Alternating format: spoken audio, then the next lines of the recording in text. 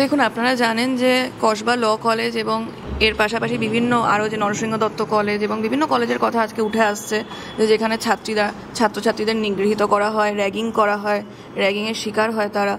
তো আমরা বরাবর বলে আসছি, আপনাদেরকে আগেও বলেছি যে আমাদের ইমিডিয়েট যেটা করতে হবে সেটা হলো ইউনিয়ন রুমগুলোকে বন্ধ করতে হবে। ইউনিয়ন রুম যতক্ষণ না বন্ধ হবে ততক্ষণ অবধি এই ধরনের দুর্নীতিগুলো ঘটতেই থাকবে, এই ধরনের অঘটন ঘটতে থাকবে এবং ছাত্র সংসদ নির্বাচন অবিলম্বে করতে হবে।